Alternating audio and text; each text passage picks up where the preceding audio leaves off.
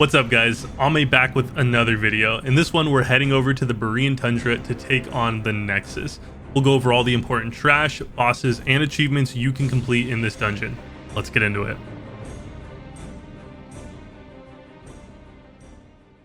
When you enter this dungeon, you'll notice that it's a little bit different in that instead of just a straight path, you can choose which way to go. There are 4 bosses total in this dungeon, and to access the 4th and last boss, you just have to kill the first 3. Doesn't matter the order, you just have to kill them. Every time you do kill a boss, you can activate one of these orbs in the middle of the dungeon. Once all 3 are activated, then the last boss will spawn. We'll start the guide by hanging left at the entrance. I don't know about you guys, but I don't think I've ever gone right to start this dungeon. That just feels wrong to me. Heading down the left path, there's some important trash we should highlight before the first boss. Mage Hunter Ascendants are an interesting mob. They can either be Arcane, Frost, or Fire spec. Depending on which spec the mages will dictate which ability they will use. The gist of this mob is that they will do an AoE ability and put a trap down in each spec that you will need to watch out for. They will also use Polymorph, so either focus the Ascendants or crowd control them. In the room with all the frozen mobs in it, I know I said there's only 4 bosses in this dungeon, but there's actually a bonus boss here on Heroic difficulty. Commander Kolurg if you're Alliance, and Commander Stoutbeard if you're Horde. These bosses are identical aside from the fact that one of them is far and away the better race and the other one is an orc. The commander is accompanied by 2 clerics. You can either focus these 2 or focus the commander and just interrupt the heals that they will use. It's up to you. This boss has 4 abilities. He'll use Battle Shout, buffing himself and his allies with some juicy attack power. He'll use Frightening Shout, fearing all players close to him for 6 seconds. Ranged, and especially the healer, just make sure you aren't in range of this. He'll charge a random player, inflicting damage and stunning them for 2 seconds. Healers just need to make sure they heal up the person that gets targeted by this, and then lastly he'll use Whirlwind. This ability hits pretty hard and can hit you from further away than you'd anticipate.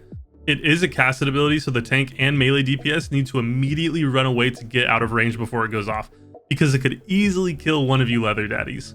Between the commander and the next boss you can find stewards. They will use an AoE silence that has a 10-yard range. Biggest thing is healers just need to make sure that they're not within 10 yards of this mob and you'll be good to go. Next up is Grand Magus Telestra. This is a 2-phase encounter. In the first phase, she'll use Firebomb, which deals damage to the original target and then does AoE around that target. Ice Nova, which freezes everyone for 3 seconds and does damage. And Gravity Well, which sucks everyone in, kind of like on Muru, whips them around and does damage. Once you get her to 50% health, she'll vanish and cast 3 clones of herself. 1 Frost, 1 Fire, and 1 Arcane. The Frost Mage will use Ice Barb, dealing single target damage, and also do some AoE with Blizzard. The Fire Mage will use Fire Blast and Scorch, which will mainly target the tank, and the Arcane Mage will use Time Stop, which stuns everyone for 2 seconds, and Critter, which is like the off-brand Walmart version of Polymorph. Once the clones die, she'll reappear at 50% health and just go back into phase 1. The tank will run in and pick up the boss. This phase is pretty much a tank and spank. Just keep the tank alive and get her down to 50% health. Once she splits, you can cleave all of them down, but if you're undergeared or want to play it safe, they are CCable. You can CC the Frost Mage to cut down on the group damage, or the Arcane Mage to stop the stuns and the CCs. Once the clones die, she'll reappear and phase 1 will start again. If you don't kill her fast enough after the clones, you can get another set of clones, so just be ready for that. Split Personality is the achievement you can get from this boss, and it requires killing all of the images within 5 seconds of each other. Just make sure to spread the DPS out and always attack the one with the highest health, aka don't just zug into one mob. Do this and you'll be good to go. On your way to the second boss, you'll encounter Azure Scale Binders. These guys will do pretty substantial AoE damage and they have a heal, so make sure you focus these first. With them are the Azure Enforcers, big warrior looking mobs, so guess what they're gonna do? Yep, a cleave. Face these away from the group. They'll also use Mortal Strike, so pump those heals into the tank. Lastly, Crazed Mana Surges will use Arcane Nova, dealing damage and healing allies. This can't be interrupted, so make sure you burn them down first. This brings us to Anomalus, the second boss in the dungeon. This fight has 2 phases and is pretty straightforward. The tank will pick up the boss and set up like a normal tank and spank. Anomalus will use Spark, which just does single target damage to a player. The main mechanic is that at 50% health, Anomalus will summon a Chaotic Rift, which will spawn adds from it. During this time, Anomalus will be immune to all damage until the rift is destroyed. The tank just needs to make sure to pick up the adds, DPS down the rift, and switch back to the boss and get him down. Chaos Theory is the achievement you're going after on this boss, and unlike the fight, is somewhat challenging. You have to kill the boss without killing any of the chaotic rifts. When Anomalus summons a rift and goes immune, he will be targetable again after 30 seconds if you don't kill the rift. What you're going to want to do is tank the boss at the top of the ramp of his platform. When he gets to 50% and spawns the rift, have everyone move down the ramp and away from the rift so that it isn't doing damage to you.